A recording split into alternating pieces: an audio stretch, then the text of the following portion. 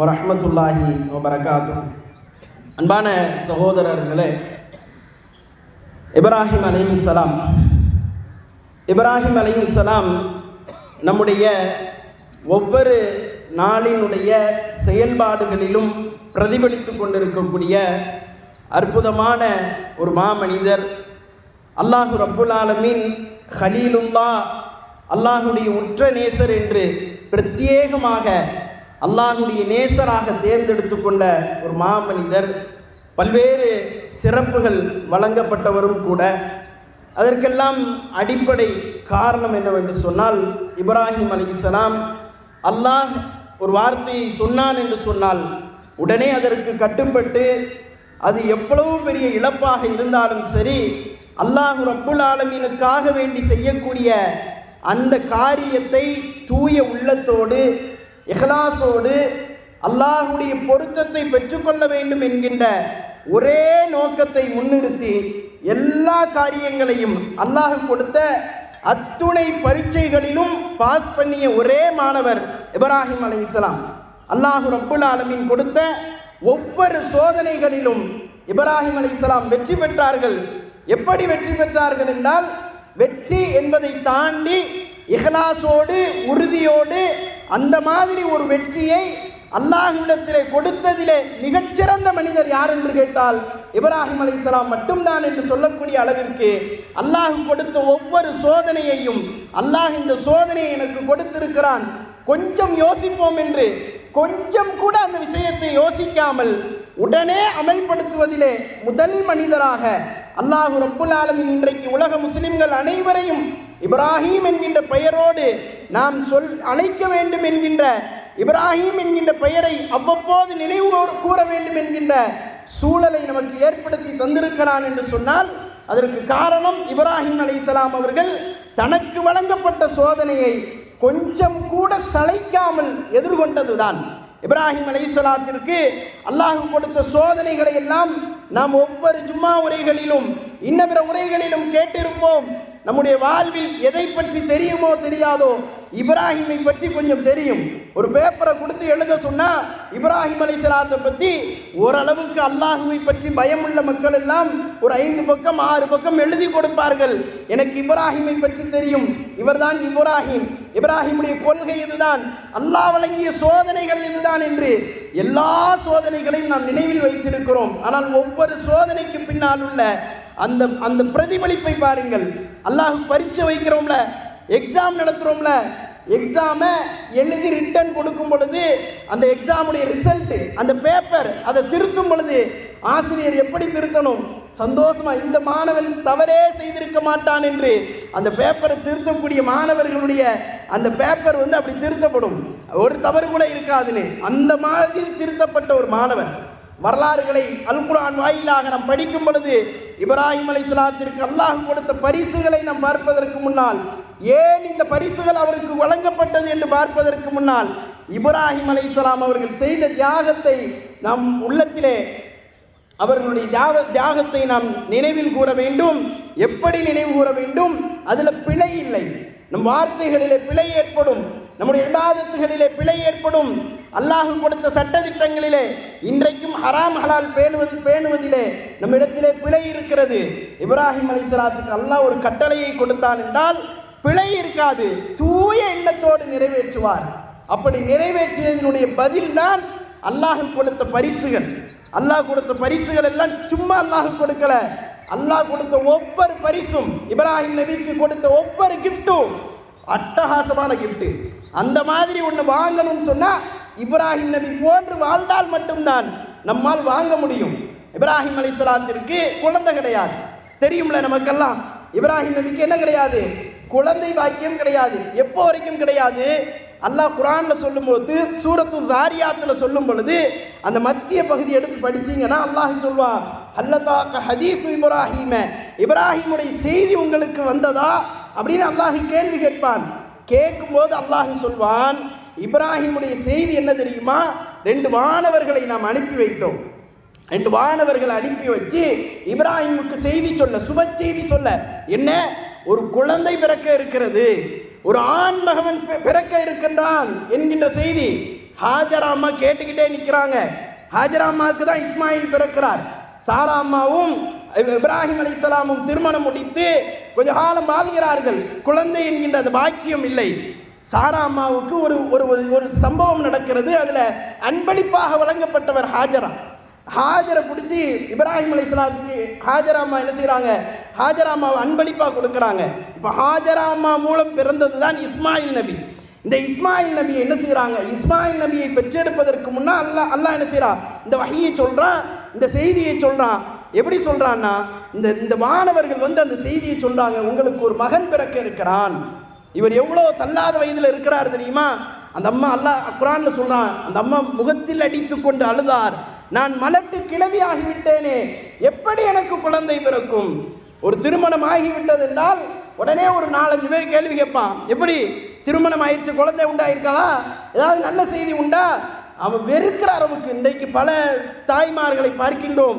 பலருடைய சூழ்நிலை, உடல் சூழ்நிலை காரணமாக அந்த குழந்தை பிறக்கக்கூடிய அந்த சூழல் தள்ளி போகிறது.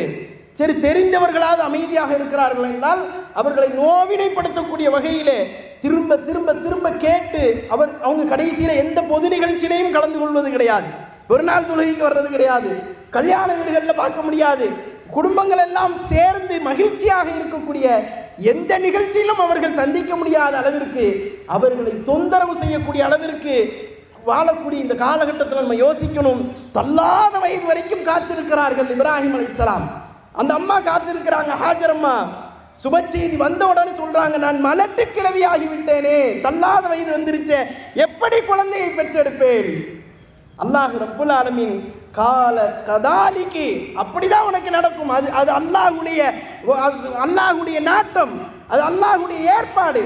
அப்படித்தான் குழந்தை பிறக்கும் என்ற உடனே குழந்தை பெற்றாச்சு. இந்த ஒரு வரலாறு போதும் இப்ராஹிம் அலைஹிஸ்ஸலாம் எவ்வளவு பெரிய தியாகிங்கிறதுக்கு. இந்த ஒரு நிகழ்வு போதும். அல்லாஹ் ரப்புல் ஆலமீன் குழந்தையை கொடுத்த உடனே குழந்தையை பெற்றெடுத்து கொண்டார். பெற்றெடுத்து கொண்டு வளர்க்கக்கூடிய காலகட்டம், பருவ வயதை எல்லாம் இஸ்மாயில் அடையலை. இஸ்மாயில் அலைஹிஸ்ஸலாம் பருவ வயதை அடையவில்லை. குழந்தையை பெற்றெடுத்து வளர்க்கக்கூடிய அந்த காலகட்டம் அல்லாஹ் திரும்ப ஒரு வஹி இறக்குறான். என்ன, இப்ராஹிமே, உன்னையோ மனைவியையோ நீ பெற்றெடுத்த பிள்ளையையோ கொண்டு போய் மக்கால விட்டுட்டு வா. மக்கால யார் இருக்கா? மக்கால அரசாங்கம் நடந்து கொண்டு இருக்கிறதா? யாராவது பார்த்துக் கொள்வார்களா? சின்ன சின்ன வீடுகள் இருக்கிறதா? வேண்டாம், ஏதாவது கிராமங்கள் இருக்கிறதா? எதுவும் கிடையாது மக்கால. அப்ப என்ன இருந்துச்சு? ஒண்ணுமே இல்லை. வெறும் மண்ணு தான் இருந்துச்சு, பாலைவனம் தான் இருந்துச்சு. அப்பப்ப அந்த வழியாக சில ஜுர்ஹும் என்று சொல்லக்கூடிய அந்த கோத்திரத்தார்கள் அதை கிராஸ் பண்ணி போயிட்டு வந்துட்டு இருந்தாங்க. பயணிகள் அவங்க அங்க இருக்கல, சுத்தி அவங்க வாழ்ந்தவர்கள். மக்காவை சுத்தி எதுவும் கிடையாது. இப்ராஹிம் அலைஹிஸ்ஸலாம் கொண்டு போய் விடுறாங்க. அல்லாஹ் எவ்வளோ காலத்திற்கு பிறகு பிள்ளையை கொடுத்தான். நாம் எப்படி வளர்ப்போம்? 10 வருஷத்துக்கு பிறகு எனக்கு குழந்தை வழங்கப்பட்டு இருக்கிறது. நான் வளர்க்கக்கூடிய முறை என்ன? அவன் பிறந்த உடனே அட்மிஷனுக்கு போய் நிற்போம். பிறந்த உடனே அவனை இப்படி வளர்க்கணும், ஏற்பாடுகளை செய்வோம். என் பிள்ளை இங்கே தான் படிக்கணும், இதைத்தான் செய்யணும், அவனை பெரிய ஆளாக கொண்டு வருவேன். ஏன்? 10 வருஷமா குழந்தை கிடையாது, 20 வருஷமா குழந்தை கிடையாது. அல்லாஹ் எனக்கு பெரிய பாக்கியத்தை கொடுத்துருக்கிறான் அப்படின்னு என்ன செய்கிறோம்? நாம் அந்த குழந்தைக்காக வேண்டி முக்கியத்துவம் வழங்குகின்றோம். அல்லாஹ் ரப்புல் ஆலமீன் இப்ராஹிம் அவர்களுக்கு குழந்தையை கொடுத்துட்டு சொன்னா, ஹாஜரையும் இஸ்மாயிலையும் கொண்டு போய் குழந்தை என்ன நடக்க ஆரம்பிக்கல, அதை ஞாபகத்தில் வைக்கணும். மக்கால கொண்டு போய் விட்டுட்டு வாங்க. கூட்டிட்டு போறாங்க இப்ராஹிம் அலைஹிஸ்ஸலாம். எங்கிருந்து? பலஸ்தீன்ல இருந்து, ஷாம்ல இருந்து மக்காவுக்கு கூட்டு போய் மக்கால கொண்டு போய் விட்டுட்டு திரும்புறாங்க. அந்த அம்மா கேட்குறாங்க, என்ன நடக்குது, எதுக்காக வேண்டி இங்கே கொண்டு வந்து விட்டுருக்கீங்க? கூப்பிடுறாங்க. இப்ராஹிம் அலைஹிஸ்ஸலாம் போய்கிட்டே இருக்காங்க விட்டுட்டு. அல்லாஹ்வுடைய உத்தரவு அதுதான். எப்படி எவ்வளவு இஹ்லாஸான மனிதராக இருந்தால், எவ்வளவு தூய உள்ளத்தோடு அல்லாஹ்வுடைய வார்த்தை என்றவுடன் கட்டுப்பட வேண்டும் என்கின்ற அந்த கட்டுப்பாடு இருந்தால், இப்ராஹிம் அலைஹிஸ்ஸலாம் அவங்க சூப்பர் முஸ்லீம்னு அல்லாஹ் சொல்றான். சூப்பர் முஸ்லீம் கிடையாது, இப்ராஹிம் அலைஹிஸ்ஸலாம் சூப்பர் முஸ்லீம். அவங்க கலீலுல்லாஹ் அல்லாஹ் சொல்றான். எதுக்கு? இதுக்கு தான். யோசிக்கவே இல்லை. பல வருஷம் கழிச்சு குழந்தை பிறந்திருக்குதே, கொண்டு போய் விடுவோம், விட்டா என்ன ஆகும்? ஒண்ணுமே இல்லையே, தண்ணி கூட கிடையாது. ஜம்சம் எப்படி வந்துச்சு? தண்ணி கிடையாத இடத்துல கொண்டு போய் இப்ராஹிம் அலைஹிஸ்ஸலாம் கொண்டு போய் விட்டாங்க. விட்டுட்டு கடைசியா சொல்றாங்க, இது அல்லாஹ்வுடைய உத்தரவு, உங்களை விட்டுட்டு வந்தது அல்லாஹ்வுடைய உத்தரவு. ஹாஜர் அம்மா அப்படியே அமைதி ஆயிட்டாங்க. ஒரு ஒரு பாத்திரத்தில் கொஞ்சம் பேரித்தம்பழம், இன்னொரு பையில தண்ணி, அதை குடிச்சுக்கிட்டே காலம் போகுது. இப்ராஹிம் இஸ்மாயில் அலைஹிஸ்ஸலாம் தண்ணீர் இல்லாமல் அழக்கூடிய நேரத்தில் தான் ஜிப்ரீல் அலைஹிஸ்ஸலாம் அவர்கள் அல்லாஹுடைய உத்தரவின் பெயரிலே அந்த மக்கமா நகரத்திலே இறங்கி பூமியில் அடித்து தண்ணீர் சுரக்கிறது. அந்த ரெக்கை இருக்குதுல்ல, எல்லாம் சொல்லுவாங்க அந்த குழந்தையுடைய கால் பட்டுச்சு தண்ணி கிடைச்சதுன்னு.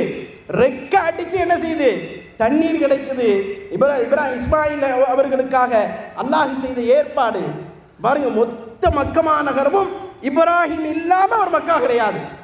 இப்ராஹிம் அலைஹிஸ்ஸலாம் அதற்கு பிறகு 4 தடவை 5 தடவை மகனை சந்திக்க மனைவியை சந்திக்க வருகிறார்கள். மக்காவிற்கு வந்தார்கள் என்றால் இப்ராஹிம் அலைஹிஸ்ஸலாம் வரக்கூடிய ஒவ்வொரு காலகட்டத்திலும் அல்லாஹ் ஒரு உத்தரவை கொடுப்பான், அதை நிறைவேற்றுவார்கள். அதிலே ஒரு உத்தரவு தான் இந்த காபத்துல்லா என்கின்ற ஆலயத்தை கட்டி எழுப்ப வேண்டும் என்று இப்ராஹிம் அலைஹிஸ்ஸலாமும் இஸ்மாயிலும் சேர்ந்து காபத்துல்லாவை உயர்த்தினார்கள். அந்த காபா என்கின்ற அந்த ஆலயத்தை கட்டி எழுப்ப ஆரம்பிக்கும் பொழுது அல்லாஹ்விடத்திலே பிரார்த்தித்தார்கள், ரப்பனா தகப்பல் மின்னா, இறைவா எங்கள்கிட்ட இருந்து இந்த பணியை ஏற்றுக்கொள்யா அல்லாஹ். ஒவ்வொரு பணியையும் செய்யும் பொழுது நாம் மறக்காமல் செய்ய வேண்டிய பிரார்த்தனை, யா அல்லாஹ் எங்களிடத்திலிருந்து இந்த பணியை ஏற்றுக்கொள் என்கின்ற இந்த பிரார்த்தனை இப்ராஹிம் அலைஹிஸ்ஸலாம் செஞ்சாங்க, இஸ்மாயில் நபி செஞ்சாங்க. அந்த பிரார்த்தனையை அல்லாஹ் ரப்புல் ஆலமீன் கொடுத்த அந்த கட்டளைகளை மிக சிறப்பாக நிறைவேற்றினார்கள். இதில் தான் நம்ம கவனிக்க வேண்டியது, நீண்ட காலம் குழந்தை இல்லை கொண்டு போய் அல்லாஹ் விட சொல்லிட்டா, விட்டுட்டு திரும்ப போனோன்னே அல்லாஹ் இன்னொரு வகையை அனுப்புகிறான். நான் ஒரு கனவு கண்டேன், உங்களை அறுத்து பலியிடுவதாக கனவு கண்டேன். மகன்கிட்ட வந்து செய்தியை சொல்றாங்க, அவரும் யோசிக்கல. அல்லாஹ் ரப்புல் ஆலமீன் என்ன செய்யறான், அந்த அந்த அந்த உள்ளத்தை அப்படி மாத்துறான், பண்படுத்துறான். இஸ்மாயில் நபி சரி அருங்க அப்படிங்கிறாங்க. ஹஜ் பெருநாள் உருவான வரலாறுகளிலே முக்கியமான நிகழ்வுகள் இது. ஆனால் இஸ்மாயில் நபிக்கும் இப்ராஹிம் அலைஹிஸ்ஸலாத்துக்கும் உண்டான அந்த உறவு தியாகத்தோடு சேர்ந்த உறவு, சோதனைகளோடு சேர்ந்த உறவு. ஆனால் அல்லாஹ் ரப்புல் ஆலமீன் அந்த உறவை நமக்கு மிகப்பெரிய ஒரு பாடமாக ஆக்கினார். அந்த அர்ப்பணிப்பை அல்லாஹ் சொன்னா எதையும் யோசிக்காமல் மகனை கொடுக்க வேண்டுமா குர்பானி, நான் கொடுப்பதற்கு தயாராக இருக்கிறேன். நம்மள நிறைய பேர் கடன் இருக்குது என்று குர்பானி கொடுக்காமல் இருக்கின்றார்கள். காரணம் கேட்டால் என்ன சொல்றாங்க, எனக்கு கடன் இருக்குது அதனால குர்பானி கொடுக்க முடியாது அப்படிங்கிறாங்க. கடன் இருக்கிறவர் எவ்வளோ சொத்து வச்சிருக்கிறாரு, கடன் இருக்கிறவர் அவர் கடனை அடைச்சு நிம்மதியாக வாழ்ற அளவுக்கு சொத்து வச்சிருக்கிறார். கடன் இருந்து சொத்துக்கள் அதிகமாக இருந்தால் கண்டிப்பாக குர்பானி கொடுக்க வேண்டும். தன்னை ஏழையாக காட்டிக்கொள்கிறான். குர்பானி என்பது எல்லா முஸ்லிம்கள் மீதும் கடமை. சாப்பிடுவதற்கு வழி இல்லாத ஏழைகளை தவிர மற்ற எல்லா முஸ்லிம்கள் மீதும் கடமை. நீங்கள் குர்பானியை புறக்கணிப்பீர்கள் என்றால் இப்ராஹிம் அலைஹிஸ்ஸலாமுடைய தியாகத்தை புறக்கணிக்கிறீர்கள், இஸ்லாமிய மார்க்கத்தை புறக்கணிக்கிறீர்கள். குர்பானி என்பது கடமையான ஒன்று, கண்டிப்பாக நிறைவேற்ற வேண்டும். அதான் மகனா இருந்தாலும் பரவாயில்லை, ஆட குர்பானி கொடுக்கிற யோசிக்கிறோம். இப்ராஹிம் அலைஹிஸ்ஸலாம் மகனாக இருந்தாலும் பரவாயில்லை, அல்லாஹ் சொல்லிவிட்டான் என்றால் கண்டிப்பாக நான் குர்பானி கொடுப்பேன் என்று. இது போன்ற எக்கச்சக்கமான தியாகங்கள் இப்ராஹிம் நபியுடைய வாழ்விலே, எக்கச்சக்கமான தியாகங்கள். ஒவ்வொன்றுக்கும் அல்லாஹ் கொடுத்த பரிசு என்ன யோசித்து பாருங்கள். ஒவ்வொன்றுக்கும் அல்லாஹ் கொடுத்த பரிசு இன்னைக்கு காபத்துல்லா நம்ம கண்ணு முன்னால நிற்குது. லட்சக்கணக்கான கோடிக்கணக்கான மக்கள் குவிந்து கொண்டிருக்கிறார்கள் காபத்துல்லாவிலே. ஆண்டுக்கு பல மில்லியன் மக்கள் காபத்துல்லாவை தரிசனம் செய்து திரும்புகின்றார்கள். அல்லாஹ்வுடைய ஆலயத்தில் வந்து தொழுகிறார்கள், தவாப் செய்கிறார்கள், உம்ராவையும் ஹஜ்ஜையும் நிறைவேற்றுகிறார்கள். நிறைவேற்றக்கூடிய ஒவ்வொருத்தரும் இப்ராஹிம் நபிக்காக பிரார்த்தனை செய்கிறாங்க, முஹம்மது ஸல்லல்லாஹு அலைஹி வஸல்லத்துக்காக பிரார்த்தனை செய்கிறாங்க. நபிமார்களுடைய இப்ராஹிம் அலைஹிஸ்ஸலாத்துடைய தியாகத்தை நினைவுபடுத்தும் விதமாக அல்லாஹ்வுடைய ஏற்பாடு இந்த ஹஜ் பெருநாள் என்பது. ஆக அல்லாஹ் கொடுத்த பரிசுகளை எல்லாம் நம்ம பார்த்தோம்னு சொன்னால் இப்ராஹிம் நபிக்கு செய்யக்கூடிய எல்லா பிரார்த்தனைகளும் அங்கீகரிக்கப்படுது. என்னுடைய சமூகத்தில், என்னுடைய குடும்பத்தில், என்னுடைய சந்ததிகளிலே நீ இமாம்களை ஏற்படுத்தி கொடியா அல்லாஹ் அப்படிங்கிறாங்க. உன்னுடைய சந்ததிகளில் யார் முஸ்லீமாக இருக்கிறாங்களோ அவங்கள இமாம் கிடைக்கும். ஒருவேளை அப்படி இல்லாமல் இப்ராஹிம் நபியுடைய அல்லாஹ் குர்ஆன்ல சொல்லுவான். இப்ராஹிம் அலைஹிஸ்ஸலாத்தை பற்றி பேசும் பொழுது இப்ராஹிம் அலைஹிஸ்ஸலாம் வந்து உங்களுடைய சமூகத்தை நாம் மேன்மையாக்கி வைத்தோம், உங்களை இமாம் ஆக்கினோம் அப்படின்லாம் சொல்லும் பொழுது இப்ராஹிம் நபி அல்லாஹ்ட்ட கேட்பாங்க, துர்ரியத்தி என்னுடைய சந்ததிகள் அப்படி இமாமை ஏற்படுத்தியா அல்லாஹ் அப்படின்னு கேட்கும் பொழுது நிராகரிப்பவர்களுக்கு பொருந்தாது. அப்போ என்ன அர்த்தம், நிராகரிப்பவர்களும் அதில் வருவாங்க. அப்போ இப்ராஹிம் அலைஹிஸ்ஸலாமுடைய சந்ததிகளில் யார் முஸ்லிம்களாக இருந்தார்களோ அத்துணை பேரும் தலைமை தாங்கக்கூடியவர்களாக, முத்தகீன்களாக வலம் வந்தார்கள் என்பதை நாம் நினைவில் கொள்ள வேண்டும். அதில் வந்தவங்க தான் இஸ்மாயில், இஸ்ஹாக், யாக்கூப், யூசுப் என்று ஒரு பெரும் பரம்பரை. குடும்பமே நபிமார்களுடைய குடும்பம் என்று சொல்லக்கூடிய அளவிற்கு அல்லாஹ் கண்ணியப்படுத்தினான். அல்லாஹ் இதன் மூலம் நமக்கு சொல்லக்கூடிய பாடம் என்ன தெரியுமா? நமக்கு சொல்லித்தரக்கூடிய படிப்பினை என்ன தெரியுமா? நீங்கள் அல்லாஹ்வுடைய வார்த்தை என்று சொன்னால் கட்டுப்படுங்கள். அந்த கட்டுப்பாடுக்கு அல்லாஹ் ரப்புல் ஆலமீன் கொடுக்கக்கூடிய பரிசு எப்படி இப்ராஹிம் நபிக்கு அல்லாஹ் பரிசை கொடுத்தானோ அதே போன்ற பரிசுகளை கொடுப்பான். எப்படி உயர்ந்த அந்தஸ்தை கொடுத்தானோ அதே போன்ற அந்தஸ்தை கொடுத்தான். இப்ராஹிம் அலைஹிஸ்ஸலாம் சொர்க்கத்திலே சிறுவர்கள் சுற்றி வரக்கூடிய மிகப்பெரிய தலைவராக இருப்பார் என்று ஹதீசுகள் நமக்கு போதிக்கின்றன. இப்ராஹிம் அலைஹிஸ்ஸலாம் அல்லாஹ் ரப்புல் ஆலமீனுடைய நேசத்திற்குரியவர் என்று அல் குர்ஆன் நமக்கு போதிக்கின்றது. இப்படி ஒவ்வொரு இடத்திலும் இப்ராஹிம் நபியை அல்லாஹ் புகழ்ந்து கொண்டே இருக்கின்றான், பேசிக்கொண்டே இருக்கின்றான் என்று சொன்னால் அல்லாஹ்வுடைய வார்த்தைக்கு அவர்கள் கட்டுப்பட்டார்கள். அல்லாஹ் எந்த வகையிலும் இப்ராஹிம் நபியை கைவிடவில்லை. இன்னைக்கு நமக்கு சோதனைகள், கஷ்டங்கள், இழப்புகள் ஏற்பட்ட உடனே தளர்ந்து போய்விடுகிறோமே. காரணம் என்னன்னா, அல்லாஹ்விடத்திலே அல்லாஹ்விற்கு கட்டுப்பட வேண்டிய அந்த விஷயங்களிலே நாம் சீராக கட்டுப்படவில்லை என்பதுதான் அதற்கு அடிப்படை காரணம். அல்லாஹ்விற்கு கட்டுப்பட்டால் எவ்வளவு பெரிய இழப்புகள் வந்தாலும் அதை ஏற்றுக்கொள்ளக்கூடிய ஒரு மனதை அல்லாஹ் நமக்கு கொடுப்பான். இந்த நல்ல தருணத்தில் நாம் செய்ய வேண்டிய முக்கியமான நாம் நினைவில் கொள்ள வேண்டிய முக்கியமான ஒரு செய்தி இருக்கிறது. அதுதான் இன்றைக்கு நாம் பார்க்கக்கூடிய காசாவிலே பார்க்கக்கூடிய அந்த இனப்படுகொலை. உலகமே அதை கண்டிக்கிறது. ஒட்டுமொத்த கிறிஸ்தவ உலகமும் சேர்ந்து அதை எதிர்க்கிறார்கள். இது மோசமான நடவடிக்கை என்று பதிவு செய்கின்றார்கள். இது உண்மையிலேயே மோசமான நடவடிக்கை, இன அழிப்பு என்பதை ஒவ்வொரு இடத்திலும் சமூகமும் பறைசாற்றி கொண்டிருக்கிறது. நீங்க யோசிச்சு பாருங்க, அந்த மக்களுடைய அவர்களுக்காக நாம் பிரார்த்தனை செய்ய வேண்டும். நம்மை போன்ற அவர்கள் இன்னும் சுதந்திரமாக வாழ்வதற்கு, சுதந்திர தேசத்தை அடைவதற்கு நாம் பிரார்த்தனை செய்ய வேண்டும். அல்லாஹ் அவர்களுக்கு அதை வழங்குவானாக. அதே நேரத்தில் நாம் யோசிச்சு பார்க்கணும், அந்த மக்களுடைய மன உறுதி இருக்குது பாருங்க, உலகத்துல எவனுக்கும் வராது, உலகத்துல யாருக்கும் வராது. நாம நினைக்கிறோம் செத்துக்கிட்டே இருக்கிறான், திரும்பி பிள்ளையை தூக்கிட்டு அல்லாஹு அக்பர் அல்லாஹு அக்பர்னு ஓடுறானே. யார் கொடுத்தா அந்த வலிமையை? அல்லாஹ் கொடுத்தான் அந்த வலிமையை.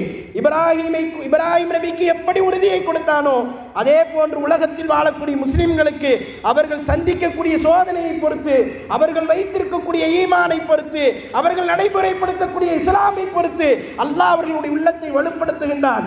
அவன் செத்தாலும் சரி இஸ்லாத்தை விட்டு போக மாட்டான், மௌத்தானாலும் சரி ஈமானை விட்டு நகர மாட்டான். அதைத்தான் நம் கஸாவிலே பார்க்கின்றோம். அன்பான சகோதரர்களே, அல்லாஹ் ரப்புல் ஆலமீன் அவன் கொடுத்த கட்டளைகளை நம்முடைய உள்ளத்திலே நாம் ஆழமாக பதிய வைத்து செயல்படுத்த வேண்டும் என்கின்ற உபதேசத்தை இப்ராஹிம் நபியுடைய வாழ்வியல் மூலமாக நமக்கு கற்றுத்தருகின்றான். நாம் இந்த உபதேசங்களை எடுத்துக்கொண்டு நம்முடைய இந்த நல்ல நாட்களிலே அல்லாஹுடைய தூதர் ரசூலுல்லாஹி ஸல்லல்லாஹு அலைஹி வஸல்லம் அவர்கள் நமக்கு நினைவுபடுத்திய பிரார்த்தனைகளை நாம் நம்முடைய வாழ்விலே அவ்வப்போது அதை செய்து கொண்டே இருக்கக்கூடிய பெரும் பாக்கியத்தை உங்களுக்கும் எனக்கும் அல்லாஹ் தந்தல் புரிவானாக. அல்லாஹ் ரப்புல் ஆலமீன் இந்த நல்ல தருணத்தில் உலகம் முழுவதும் பாதிக்கப்படக்கூடிய முஸ்லிம் சமூகம், அதே போன்று பாதிக்கப்படக்கூடிய அப்பாவி மக்கள் அத்துணை பேருக்காக வேண்டியும் அல்லாஹ் ஒரு நிம்மதியான வாழ்வை ஏற்படுத்தி கொடுக்க வேண்டும் என்கின்ற நல்ல பிரார்த்தனையோடு நிறைவு செய்கின்றோம். இந்த